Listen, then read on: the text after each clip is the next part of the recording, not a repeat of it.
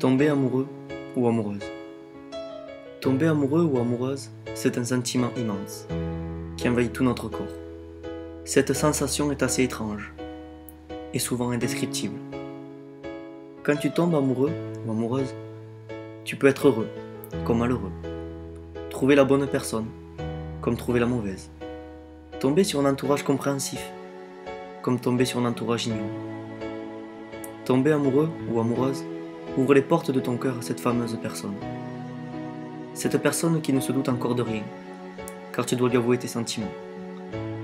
Souvent tu mettras du temps à aller voir cette personne, l'élu de ton cœur, de peur de te faire refouler, rejeter.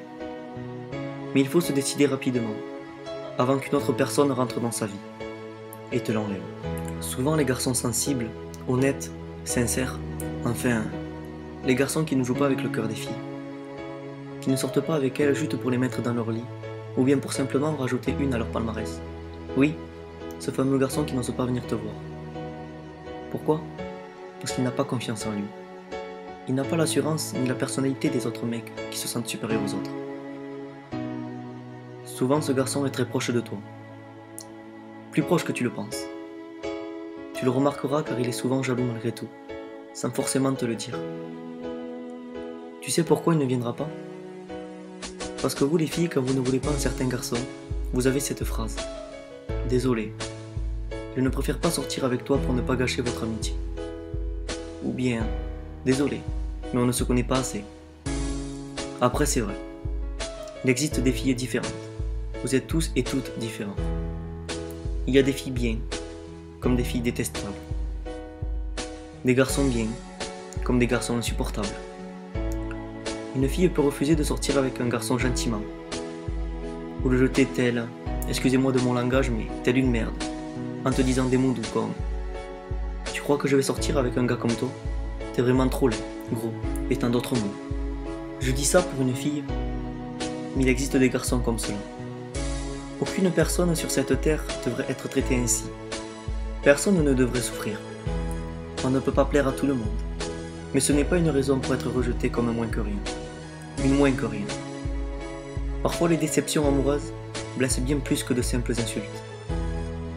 Blessent bien plus que l'intimidation. Souvent les filles sont plus sensibles que les garçons.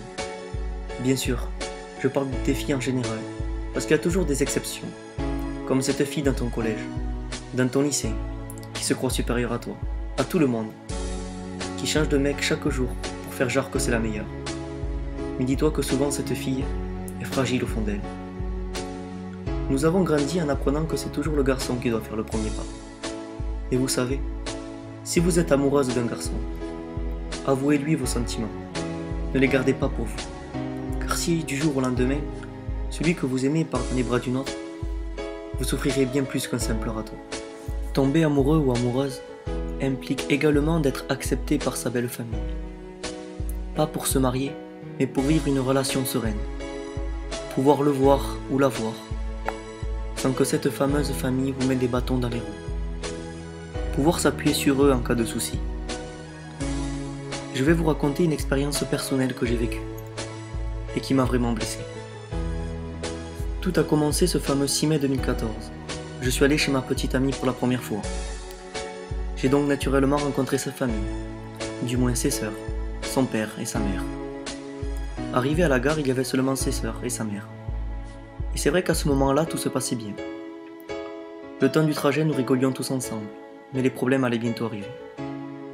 Enfin voilà, le trajet passé, je suis arrivé chez elle. Nous sommes montés dans sa chambre. Nous nous sommes embrassés comme des amoureux. Puis l'heure de manger. Nous sommes descendus. Je me suis assis. Et son père m'a dit une phrase qui m'a énormément choqué. Bon, j'espère que tu aimes le porc, parce qu'ici on n'accepte pas les arabes.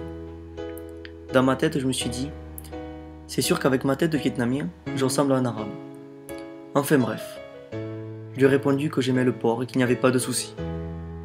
Je vais vous dire qu'après cette remarque de son père, j'ai vite mangé et retourné dans la chambre de ma petite amie. Bon, je vous passe les détails car après avoir passé la nuit chez elle, attention, pas d'arrière-pensée, je me suis levé, habillé et direction la gare. Je suis reparti direction chez moi, sans dire un mot. Le temps passe, l'été passe, et tout va pour le mieux. Je peux la voir le temps que je veux, même si ses parents ont des petits soucis d'argent. Ils arrivent à faire leur maximum pour que je la voie. La rentrée arrive, et les choses changent petit à petit. Peut-être à cause de mes réactions. Oui, car cet été-là, j'ai été assez souvent jaloux, et je ne l'ai pas caché. Jaloux pourquoi? Parce que l'été je me rendais chez elle, et dès qu'un garçon venait sonner à sa porte, elle se levait, et me repoussait pour aller le voir. Je pense que n'importe quel garçon aurait mal réagi, enfin. Il y a eu aussi d'autres histoires, mais bon, je l'aimais. Je pense aussi que tout a changé quand je devais aller chercher ma copine pour la ramener chez moi, et que je me suis pris la tête avec son père. Pas de chance pour moi, il est raciste. Enfin, je comprendrai plus tard que toute sa famille est raciste. C'est étrange, car il habite dans une ville fréquentée principalement par des personnes d'origine maghrébine. Je ne sais pas pourquoi, mais il aimait bien que les garçons viennent chercher ma copine quand j'étais avec elle. Peut-être parce que je souffrais au fond de moi, et ça lui faisait plaisir. Pourtant ces jeunes étaient d'origine maghrébine malgré tout, mais il arrivait à passer au-dessus, juste pour me voir souffrir. Mais tout a dérapé quand il a demandé à l'un d'eux, qui voulait devenir gendarme, s'il aurait été capable de tuer un autre arabe. Retenez quand même qu'il n'est pas capable de protéger ses filles, avec tous les soucis qu'il accumule. Enfin voilà, la rentrée est là. Je la vois de moins en moins. Bizarre ou non, à chaque fois que je veux la voir, ils n'ont plus d'essence pour la déposer chez moi.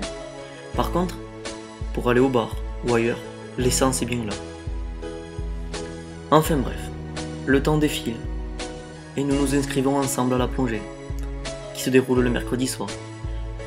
Alors ses parents acceptent qu'elle vienne dormir chez moi, du mardi au jeudi, enfin. Ça c'était avant que son con de frère, avec même pas 20 ans sur sa tête, intervienne dans notre relation. Vous allez me dire que c'est bizarre, mais si sa mère aurait pu se marier avec son propre fils, elle aurait fait. Bref, tout ça pour dire que c'est le frère qui sert de père, et qui dirige sa vie. Du jour au lendemain, elle ne pouvait plus venir sans son accord. Enfin, sans l'accord de ce con. Vous allez me dire que pour se prendre pour son père, il devait être mature. J'ai envie de vous dire, laissez-moi rire. Pourquoi? Parce qu'étant donné que je ne pouvais pas me le voir, même pas en peinture, je ne lui disais pas bonjour. Enfin, bonjour de la main, car il ne descendait jamais de la voiture. Enfin, dans tous les cas, je ne lui faisais aucun signe. Malheureusement pour moi, son frère était un gamin dans sa tête, il allait tous les soirs pleurer à sa mère que je ne lui disais pas bonjour. Et il rajoutait, s'il ne me dit pas bonjour, elle peut faire une croix sur la plongée, en parlant de ma petite amie. Vous aurez compris, il ne fonctionne qu'au chantage. Vous aurez également compris que je ne la voyais quasiment plus. Sa mère, très généreuse, je précise, je suis ironique, nous disait qu'elle était de notre côté, et qu'elle ferait tout pour qu'on se voie. Enfin. Ça c'était avant que je dise la vérité sur son fils, sur le frère de ma petite amie. Si vous voulez, un soir, son frère lui a dit de passer le balai, de faire le ménage et la vaisselle. Je déteste qu'on traite une fille comme cela, et encore moins ma petite amie. Alors, quand elle me l'a raconté, je lui ai dit de dire ceci. Tu aurais dû lui dire désolé, mais ici c'est toi qui passes ta journée à nettoyer les chiottes et à passer le balai, que c'est ton métier. Oui, car il est homme de ménage. Mais ne vous en faites pas, je n'ai rien contre les hommes ou femmes de ménage, car pour moi c'est un travail comme les autres. Enfin, revenons à nos moutons. Donc après avoir dit ça, elle se mit à rigoler. Et moi j'ai rajouté. Il a intérêt de redescendre et de remettre les pieds sur terre, car il se croit supérieur à moi. Mais il n'est même pas le tiers de ce que je suis, de ce que j'ai vécu. Alors qu'il ferme sa gueule, parce que si ma famille s'en mêle, il aura tellement de soucis qu'il perdra tout. J'ai parlé de ma famille, car ma famille n'aime pas qu'on me touche, et encore moins qu'on m'insulte sur mes origines. Alors ça peut aller très loin, surtout quand ils ont de nombreuses relations. Enfin voilà. Après cet épisode, j'ai eu sa mère qui voulait s'expliquer avec moi, car elle était derrière ma petite amie et avait tout lu. Je lui ai dit que j'assumais, mais depuis, je n'ai plus jamais revu ma copine. Je vais vous dire, elle attendait seulement une excuse pour que je ne la voie plus. Le fait est qu'aujourd'hui j'ai dû me séparer de cette fameuse personne. Je l'aimais, j'ai été sincère avec elle. On avait même commencé à faire des projets ensemble. Mais vous savez, recevoir des insultes, des blagues racistes de la part de sa belle famille. Ça va un moment, mais à la fin ça finit par péter. Cette petite histoire pour vous dire et vous faire comprendre que tomber amoureux ou amoureuse c'est bien. Mais pour vivre une relation d'amour comme dans les contes de fées, il faut trouver un garçon ou une fille bien. Mais vraiment bien, pas qu'à vos yeux, mais aux yeux de tous. Trouver une belle famille qui est ouverte d'esprit, pas raciste, qui n'aime pas telle ou telle religion, qui est homophobe ou autre. Une bonne relation débute sur des bases sereines. Et ces petits détails dans cette vidéo sont la base d'une relation sereine. Enfin voilà, malgré les sentiments qui me lient encore à elle, j'ai décidé de tout arrêter. Je suis désormais célibataire. Pour combien de temps? Seul le temps me le dira. Mais si vous avez écouté cette vidéo jusqu'à la fin, je vous souhaite de trouver la personne qui vous complètera et qui remplira votre cœur de bonheur. Si vous souhaitez parler de vos problèmes d'amour ou tout simplement discuter avec moi, n'hésitez pas à m'envoyer un petit message à l'adresse qui s'affiche sous vos yeux.